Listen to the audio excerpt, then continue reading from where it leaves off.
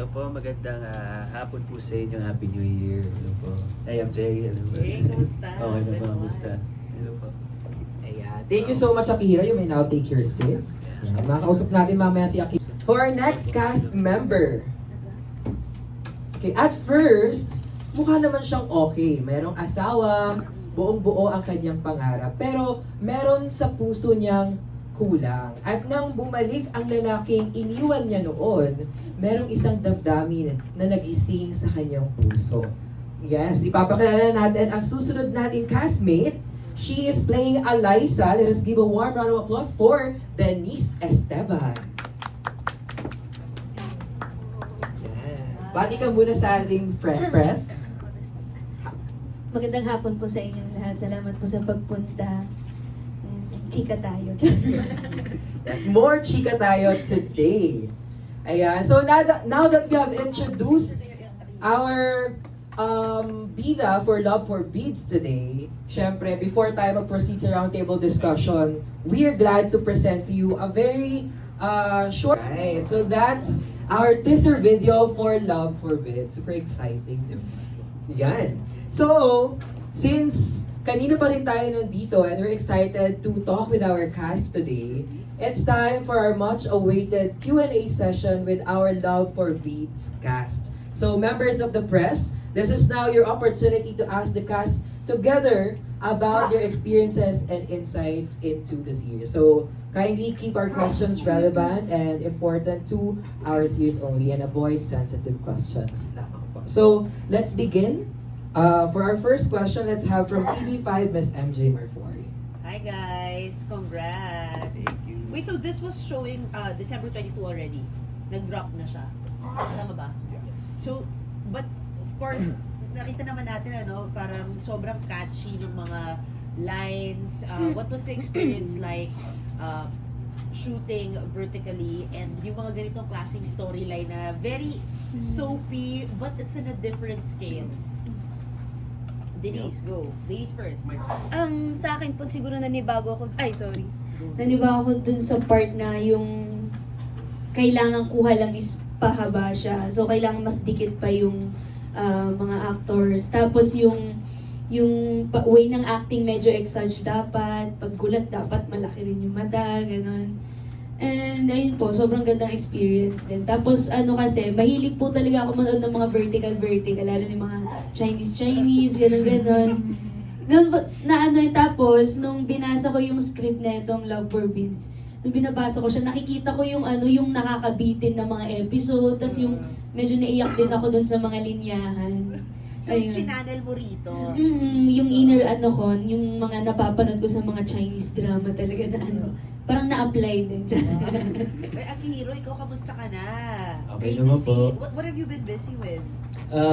Ito po yung last na ginawa namin itong Viva Vertical and ngayon makasama tayo sa My Husband is a Mafia Boss. Ayan, na series. Yes po. So, ayan. Happy naman. So, pero yung mga nakaraang taon, parang you also had yung mga movies, di ba? Yes po, yes po. How was that journey like? And then, are you signing with Viva?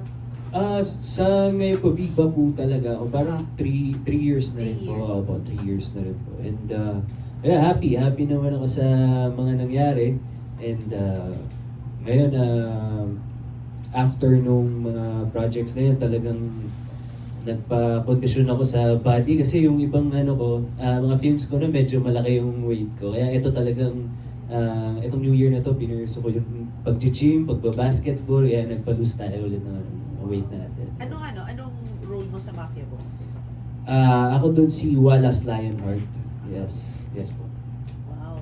And then, dito naman, ano yung mga natutunan mo before? Kasi syempre galing ka ng babalik ni reality show mo sa Artista Academy, tama ba? Oo nga, nakita mo nga yun, ang galing eh. Di ba parang kahapon lang. Opo. Di ba? And now ganito na yung ginagawa mo mga storyline. Ano yung mga natutunan mo doon from your talent search days na feeling mo nadala mo up until now?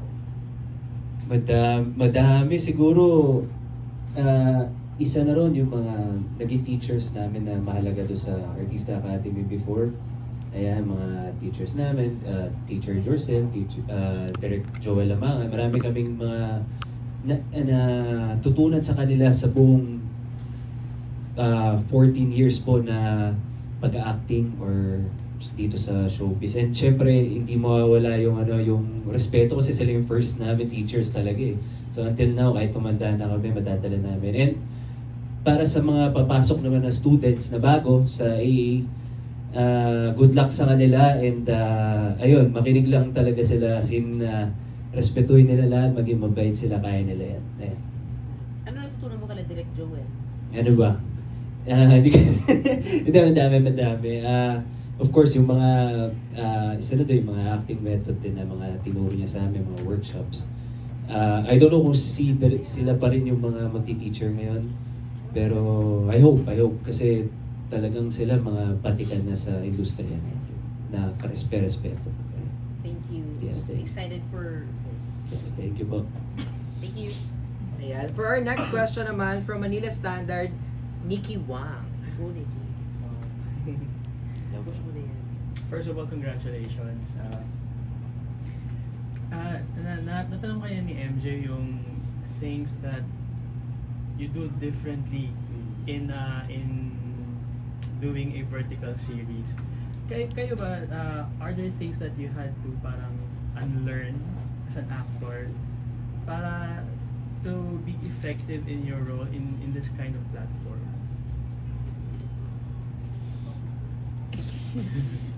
Sa akin po hindi naman siguro unlearn, pero yung sa mga expressions lang po talaga. Nung una kasi, yung way na gustong mag-react ni Direk Aya, kunyari nagulat, syempre sa gulat sa mga film, parang Paano yung gulat sa film? Paano yung gulat? ganun lang. Ano So, vertical. Kailangan mong ipakita talagang gulat na gulat ka. Kasi doon na-hook yung mga tao sa mga nanonood ng vertical. Kasi pag nanonood din ako ng vertical, mga Chinese drama, sobrang OA din talaga nung mga, yung paggalit sila, sobrang OA nila. Pero gusto kong pinapanood na hindi ko maiwasan na mag-scroll. Next episode. So parang yun yung mga kailangan namin gawin dito sa sa Love Forbids. Madali ba kayo naka-adapt dun sa parang style of acting? Ako po medyo nag-adjust ako kasi parang first ko po kasi ito na vertical na tapos nung una parang nahihiya ako i-exage yung mukha ko, ganun. Tapos siguro nung medyo tumagal na parang sinabi direct ay na mas OA, mas maganda sa sa ginagawa namin. So, ayun, nasanay din. Ano ba Jackie? Ako nahirapan din po ako first day namin talaga. Mahirap. Kasi bago siya sa mga viewers natin. And ayun nga, tulad nga sinabi ni Denise, ito kasi yung mga gantong verticals, nakikita ko din siya sa TikTok eh. Pag sa-scroll ako, may mga mga nagdadrama, talagang OA talaga yung movements nila, yung acting nila. Which is tama nga, kahit hindi ka fan nung mga verticals napapatitig ka doon sa acting nila kasi talagang exage.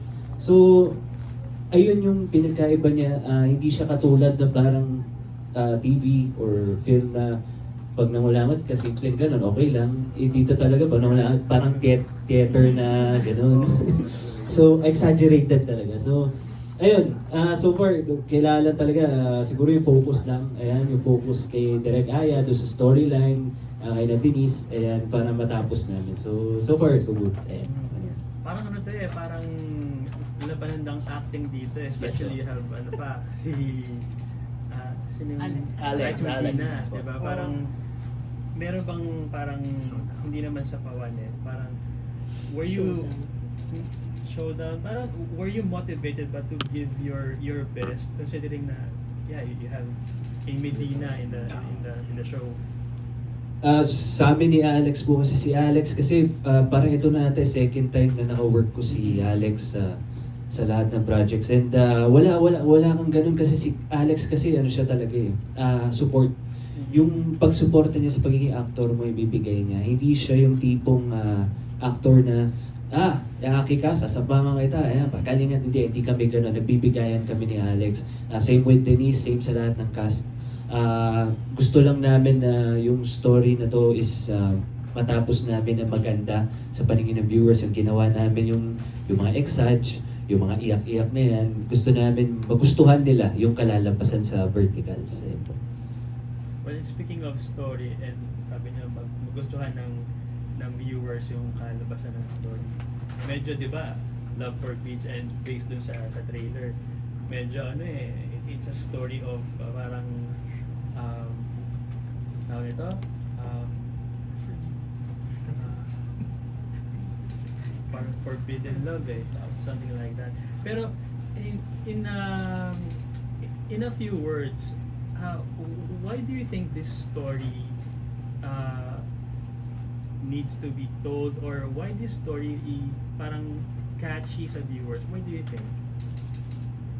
Sa akin, feeling ko kasi yung story po is mag-first love talaga kami ni Kuya Alex dun sa story. So parang babalikan mo yung past, yung mga mga unfinished business ng mga tao na hindi na solve, yung mga mag-ex na bigla lang naghiwalay. More on, marami kasing ganong kwento ngayon mas na-attract yung mga viewers sa kunyari, yung mga first love first, yung mga first love never dies, mga ganon. Tapos mga medyo affair. Tapos yung medyo nakakairitang character na mahuka, pero may reason kung bakit siya nakakairita. Yung mga Yung character ganon. mo ba din nakakairita? Hindi naman. Kasi medyo siya. Medyo ka-questionin mo ano bang plano niya sa buhay. Ayun.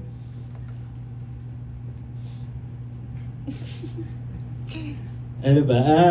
Ako naman yung character ko dito po, mabait ako dito mabait po ako na asawa dito. Mapagmahal talaga, mapagbigay. And focus, yung husband material talaga na focus sa goal. Yun lang yung gusto ko dito as Richard.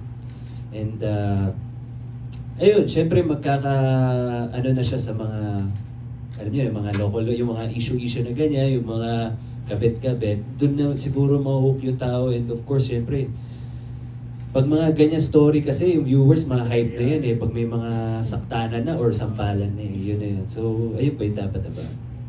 Fun question na lang, task from myself. Of course, start of the year 2026, January pa tayo. How do you see your 2026 looking like? Ikaw muna. Ako siguro, nung start po kasi nung New Year, lalo na ngayon, siguro ang goal ko, maging happy lang every day. Maging kontento sa buhay kung ano meron ka. And of course, yung everyday na pag-pray kay God and kung ano yung mga blessings na dumating, talagang kailangan maging grateful ka. Yun ang dapat sa 2026.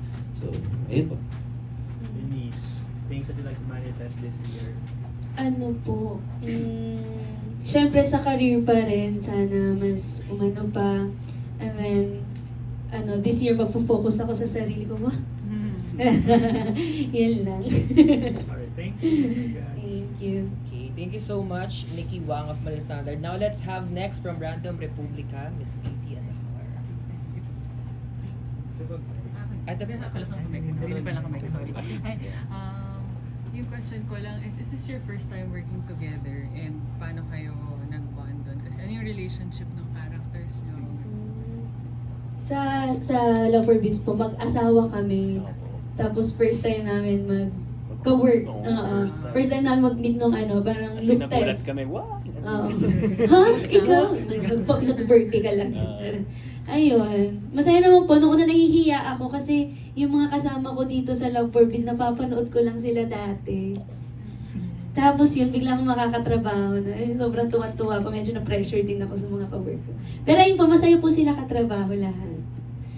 Ikaw, Ayan, ako happy din and excited kasi parang after nung last ko pong ginawa sa Viva, Chasing in the Wild, parang 6 months, ito po yung next kong project na ginawa, yung Verticals. Happy, of course si Alex, magkita kami ulit. Si Denise, first time ko makakatrabaho, and sina Direk, and yung production, first time ko rin makakatrabaho. Siguro ito, parang tinitake ko siya as a challenge lagi pagka may mga bagong work. So far, so good. and ikaw nakakatawid ka ng parang light, no, mature, and yung sa mga chasing, yung mga university series Yes po. medyo light. Parang saan mo mas nakikita yung sarili mo in the long run? Mas gusto mo ba na mature, or enjoy mo din yung parang mga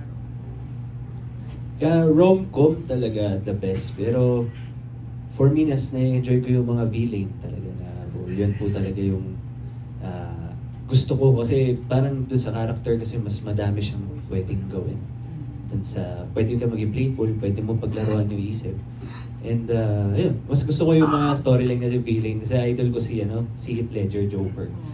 Kaya hindi na nawawala sa ko yun, sa isip ko. Yes. And ikaw, we know na palaban ka sa mga past projects mo. This time, medyo mas mas tame or similar to that? And how do you see yourself in the years? Actually, ito pong Love for Beats, medyo tame po siya compared dun sa mga nagawa ko before, syempre. Pero sa siguro sa future, yun, sa katagalan, gusto kong ma-explore po lahat kahit anong role, kung mature, kung bata, estudyante, lahat naman po gusto kong ma-explore kasi pwede namang sa looks na lang siguro magkakatalo-talo kung pwede pang gawing estudyante. Ayun po. And last lang siguro, kung mayroong character like, na gusto mong magampanan in the future, kung bibigyan ka ng project, kung siya gusto niya yung mala Heath Ledger, Joker, ganun. ikaw, ano yung... Harley Quinn. Yun. Combo na. Ayun na lang, Harley Quinn. Thank you, thank you. Thank you. Alright, thank you so much, Miss Kate. Now let's move next to Tempo, Sir Neil Ramos.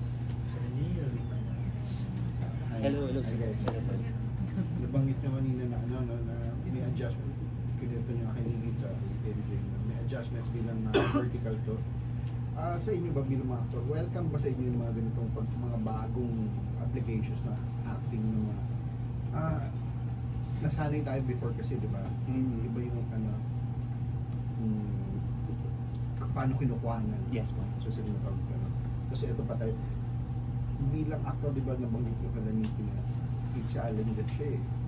Hindi siya usual. Yes po. Welcome ba sa inyo itong mga ganito? Mga bagong approaches in filmmaking? For me po, sir, siguro sobrang yes po kasi before nasanay tayo lagi tayo nanonood ng movies or television pa nung time na yun na naka-landscape palagi, landscape. Ngayon kasi for me kasi halos lahat ng mga tao ngayon talaga minsan sa phone na talaga po nanonood. Kahit ako sa phone na ako nanonood or online, Netflix or kung ano-ano man na streaming platform.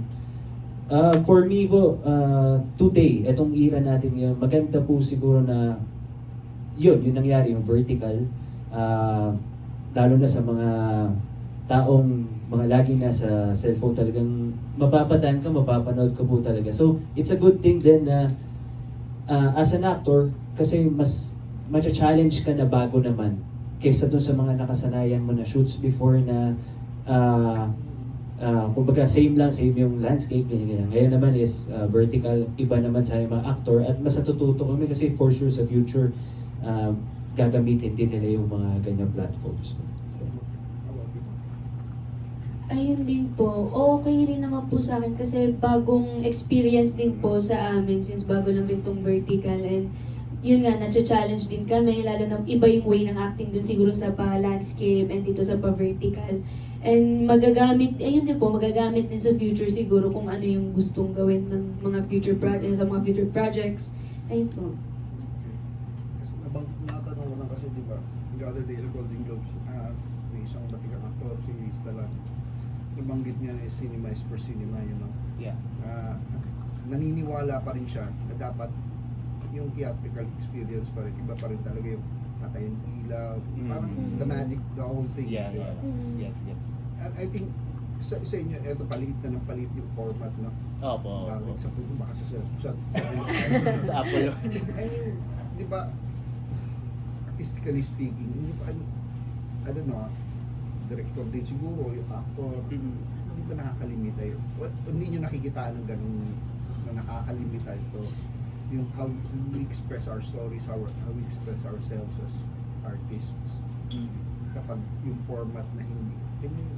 Nangyayari at baka criticism na ito, nangyayari parang more on commercial aspect rather than artistic yung intent ng platform.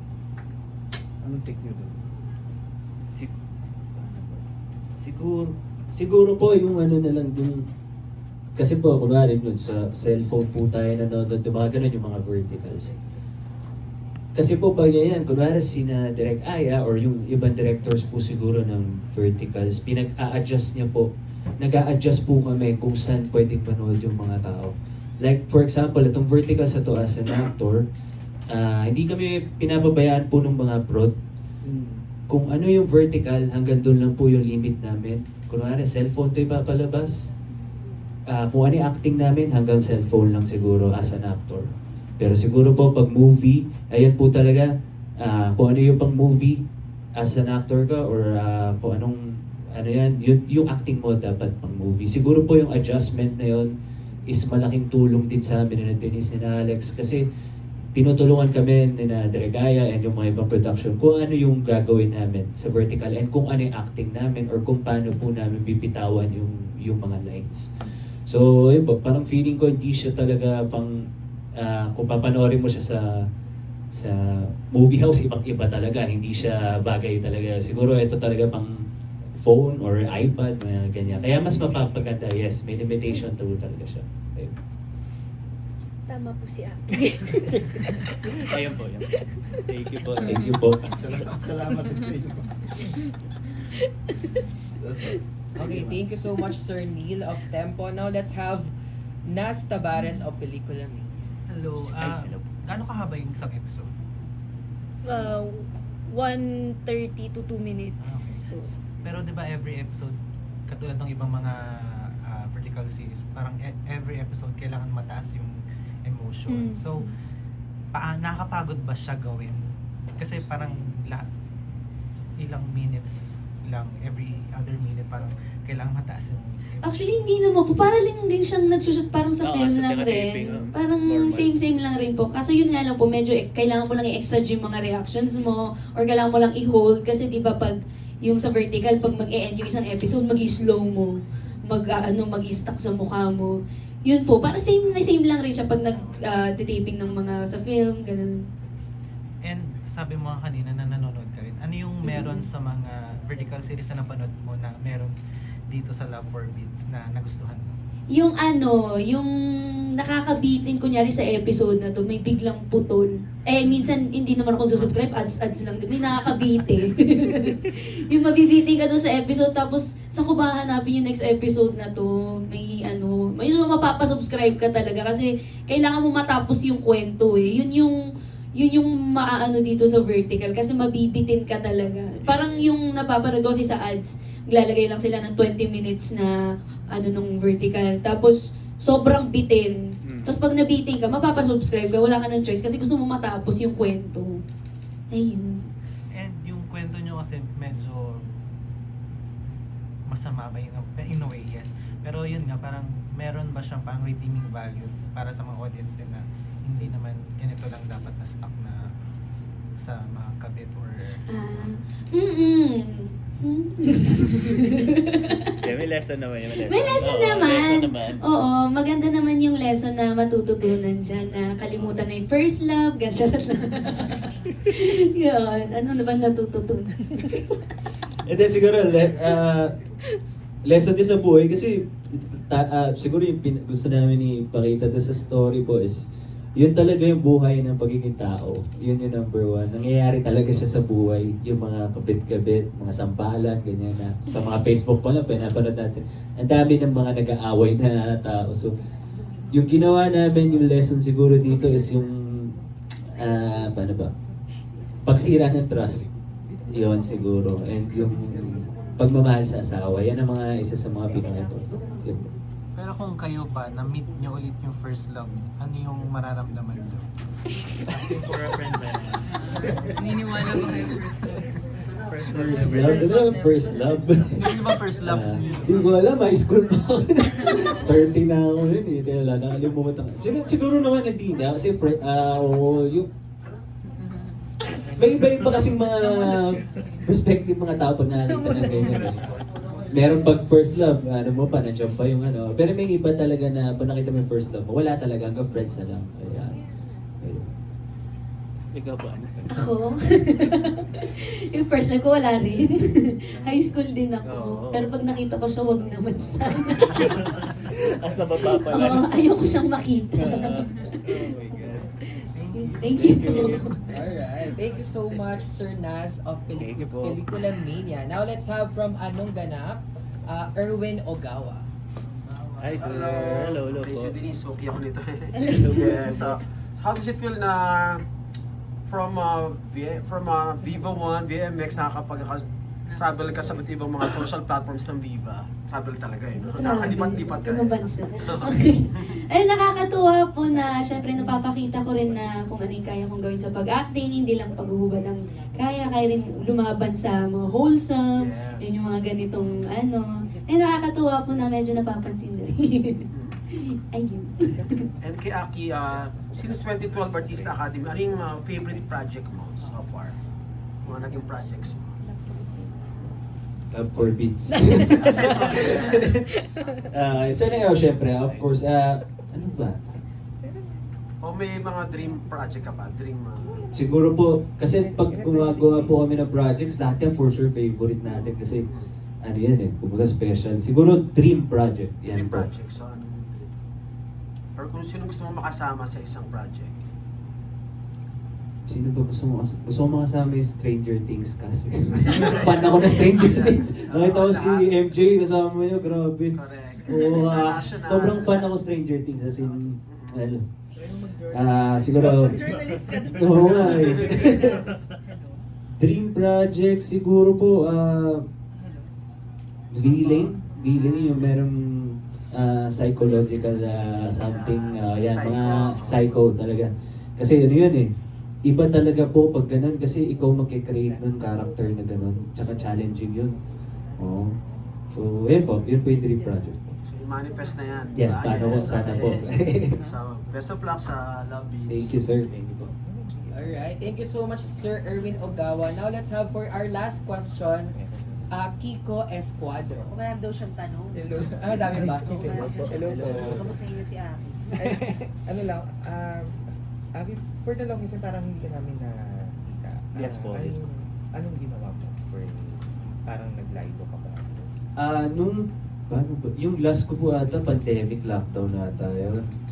Lockdown po. And nung time na yun, nag-open po ako ng coffee shop nung time na yun sa Pasig. Yes po, ako Pinoy dati. And partner din po kami ng friend ng mom ko na nag-open din ng bar. As in, nag-business po talaga ako nung time na yun. Kasi walang nung time na yun, walang projects pa nung time na lockdown. So, ang pinasok ko nung era na yun is yung gaming streaming din. Oo, nagsistream ako na live everyday sa Facebook kasi yun yung uso ng time na yun. So, ayun, ganun po yung ginawa ko. And then, nag-come back po ulit ako nung nag-sign ako dito after 3 years. Ayun po. Ano Yeah. yung first project mo with Viva? First project ko with Viva is Cordapia ata kay Yasi.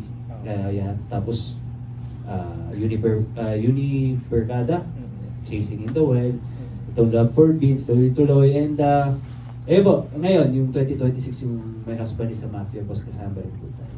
Oo po. Napag-usapan namin dito ni MJ, parang pwede ka daw, may nag-offer na ba sa'yo gumawa ng BL? Nakagawa na po ako Born Beautiful kay Martin De Rosario po. Opo. Pero yung series wala pa. May series na rin yun po. Movie and series po siya. Opo. So, yun na rin yung parang matagal na rin yun. Parang before pandemic yung pinalabas. Ayun po. Kasi pag-usapan namin dito ni MJ, parang pwede ka daw, kung may mag-offer sa'yo ng Filipino adaptation ng Hidden Rivalry. Bagay sa beer. Thank you. Yeah po. Talaga big life ever. Siguro, hindi, kasi ako pag sine-check ko, hindi ko pa kasi siya nakapanood. Opo, siguro ako, pag nag-check po kasi ako, binabasa ko muna talaga storyline bago po ako like yung Born Beautiful na yun, siguro ilang months bago ko talagang ginaw yung ganun. Pero talagang, sabi ko, pag di ko to ginawa, parang mahirap eh. Gusto ko as an actor, magawa ko to eh. Kaya yung ginawa namin yun ni Martin, talagang nanood ako ng mga movies, yung mga kay Heath Ledger, Brokeback Mountain. Sabi ko, idol ko to, tapos gumawa siya ng ganyan. Sabi ko, dapat ako din. Kaya ginawa ko yun. Ginawa ko yung Born Beautiful dati. Hey Denise naman, hi Denise. Sili-sili po. Hello. Na-mention mo kanina, nanonood ka ng yung mga putol-putol na mini series doon. Yung vertical. Hindi kasi yung mga Chinese drama, di ba? Extreme yung mga acting. Ganon din ba yung acting na ginagawa mo dito?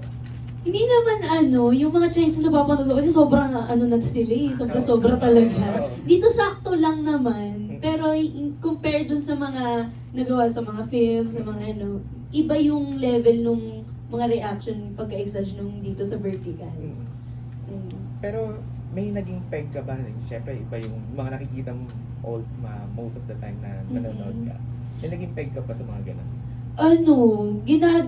Tinry ko lang nung una kasi, yung meron yung isang eksena na magugulat ako na dadating siya. Yung una yung gulat ko parang, bakit gulat lang gano'n? Sabi niya, ba dapat mas palaki mo pa yung mata, may gulat na gulat. Tapos tinry kong i-exage talaga na hindi ko alam na ang pangit tignan. Tapos, yun daw pala yung kailangan talaga. Sabi ko, okay, gets ko na. Kailangan pala talaga gano'n. So, iba yung acting style dito? Medyo kailangan siyang i-exage ng kaunti. Para mas... Oo, kasi ganun din yun sa mga pinapanood ko. Kung gaano kalala yung expression nila, parang mas mahuhook ako na, ano ba nangyari? Ba't ganun yung expression? Yun. Okay, thank you po. Thank you. Alright. Okay, thank you so much, Sir Kiko, and thank you so much to our friends from media who have asked their questions, our classmates. Palakpakan natin sa isa. Alright, so that simply wraps up our round table discussion for this afternoon.